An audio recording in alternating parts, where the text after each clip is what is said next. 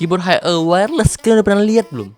Plus size-nya juga ini udah hampir full size, latency juga nggak berasa. Fitur-fitur gaming yang ada di HE semua ada di sini dan bisa dipakai wireless juga. Apa aja fitur-fitur lainnya? Atau sebagus apa? Langsung aja kita bahas. Ini dia Apple Maker HE 108.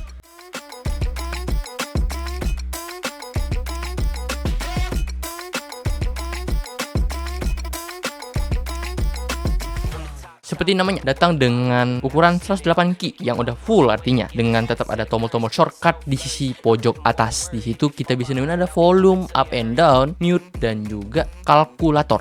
Dengan varian warna yang kerasa ya agak basic sih ya, hitam dan juga putih, tapi ada satu keycaps yang dia kasih beda warnanya, jadi bikin sedikit refresh lah, nggak terlalu basic gitu. Untuk keycapsnya di sini selain yang tombol enternya ya tentunya, dia ini semua udah PBT double shot cherry profile, jadi untuk pemakaian jangka panjang legendsnya nggak mudah pudar, dan kalau dipakai ngetik ini pastinya nyaman karena bentukannya udah enak buat diketik. BTW sebelum lanjut, gue pengen kasih tahu nih kalau Messi 6 udah launching nih.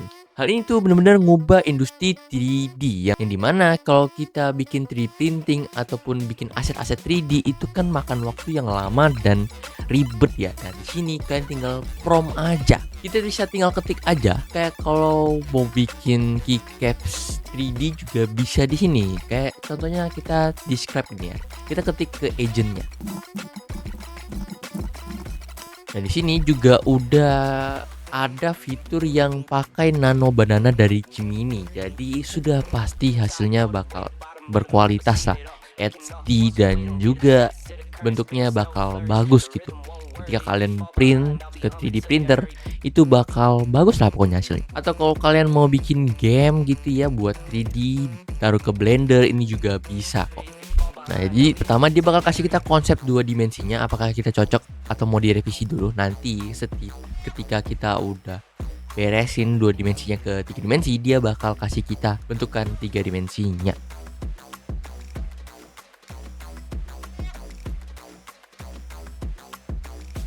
Nah hasilnya beres nih, kita bisa lihat hasil 3D nya nih. Kita bisa diputar-putar gini dan kurang lebih hasil 3D nya bakal seperti ini gitu.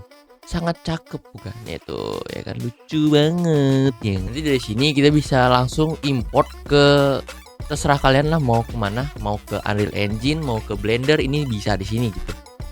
Atau kalian download langsung terus cetak ke mesin juga bisa. Tuh misalnya di sini kalian bisa cetak ke mesin-mesin 3D kalian juga.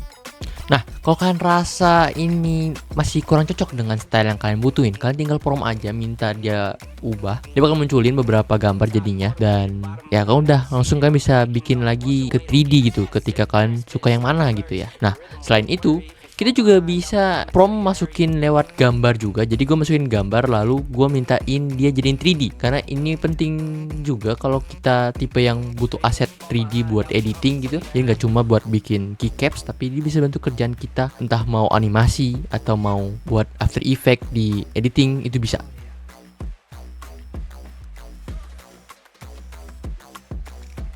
Dan pengen cobain kalian bisa ke link gue dan bisa rasakan di diskon 50% ya. Lumayan ya, 50% tuh besar loh ya.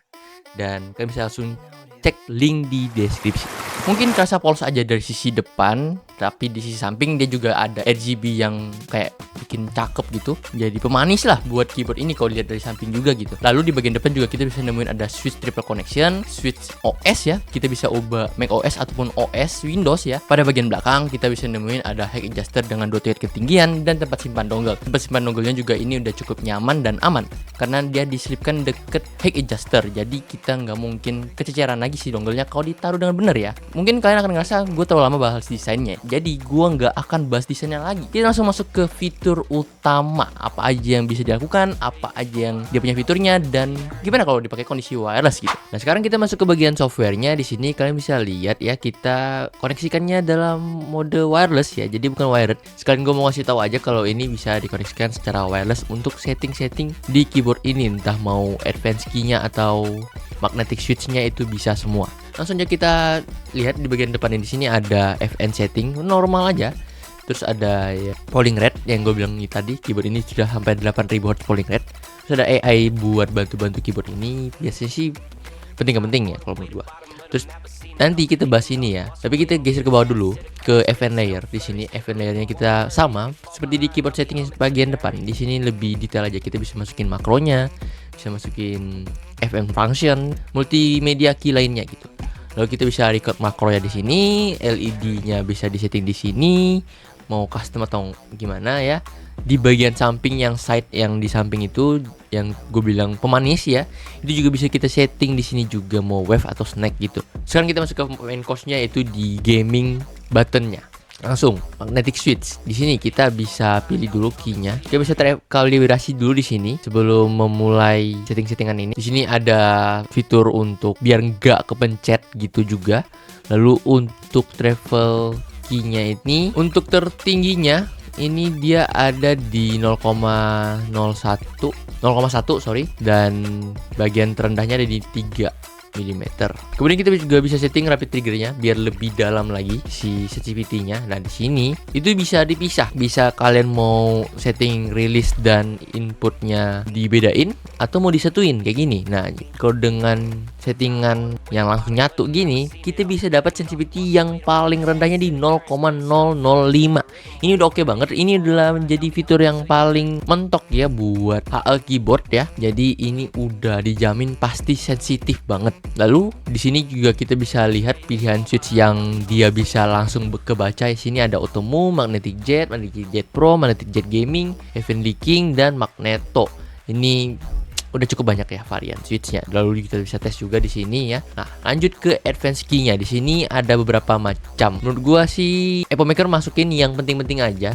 Nah intinya nih, DKS sama MT ini sama. Ini adalah fungsi dimana kalian tuh bisa akses satu tombol, itu punya beberapa fungsi. Kalau untuk MT dia bisa punya 2 fungsi, di hold sama di klik. Sedangkan di DKS dia bisa punya 4 fungsi yang bisa difungsiin sesuai kedalaman dari keyboard ini. Lanjut di toggle. Toggle ini ketika kita butuh satu tombol yang harus ditekan tahan, bisa kita akses cuma cukup dipencet 1 kali aja. Lalu di bagian snap key di sini kayak SOCD, jadi kalian bisa pilih 2 tombolnya, lalu bisa masukin last key priority input untuk biar ketika kalian pencet 2 tombol itu secara bersamaan kalian gak diem, jadi dia akan milih tombol mana yang last key untuk di input di keyboard ini. Kurang lebih gitu aja untuk advance key-nya. Nah kalau ngomongin latency, keyboard ini sih gue gak ada nemu latency-nya sama sekali. Tapi kalau mengacu dari website, karena ini kan memang nggak bisa pakai mata ya, harus lewat by data sekarang karena udah sangat gak kelihatan sama mata kita. Di wired dan wireless ini dia ada latency kecil. Di wirednya yang paling aman,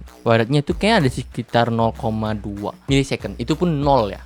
Jadi delaynya tuh udah bener-bener gak berasa banget kok tentunya, even kalian pakai wireless ataupun wired. Tapi kalau memang kalian agak merasa was-was ya, memang paling amannya kalian pakai versi wirednya aja. Dan dalam penggunaan real sih rapid trigger dalam kondisi wireless ini nggak ada masalah, bisa berjalan semestinya. Dan juga fitur-fitur gaming lainnya juga ini aman-aman aja berjalan dengan lancar, nggak ada yang kerasa aneh ketika digunakan dalam kondisi wireless. Karena mungkin keyboard ini juga udah berpolling rate di 8000 Hz ya, dan scan rate-nya ada di 128.000. Walaupun gamingnya udah seenak itu, dari sisi ngetik juga ini kerasa lumayan lah, cukup oke. Tapi memang dia bukan tipe yang melengking atau nyaman, tapi dia lebih ke jatuhnya silent sih. Dan rasa switchnya juga agak sedikit berat, mungkin karena ini gaming switch HE gitu ya. Dan untuk sound testnya kalian bisa dengar suaranya sebagai berikut.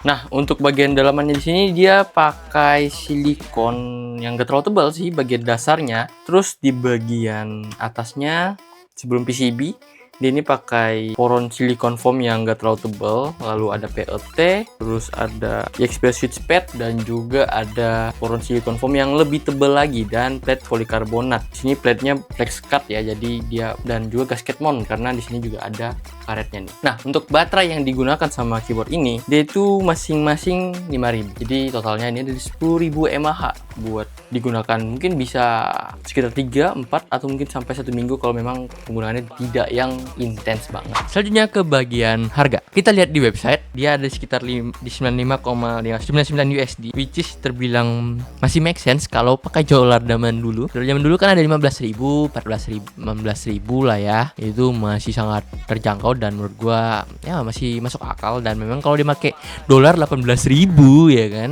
ya ini memang akan terasa mahal sama kalian gitu. Tapi ya terserah kalian mau beli langsung atau enggak. Tapi yang pasti gue pengen tahu kalau kalian beli, kalian tuh nggak perlu khawatir soal after sales ataupun ongkir ya, karena ongkirnya ini udah ditanggung sama Apple Maker, jadi gratis ongkirnya. Dan tentu dari secara spek juga menurut gua ini wajar banget dia taruh harga gini, karena coba kita lihat di e-commerce Indonesia apakah ada wireless HE gitu.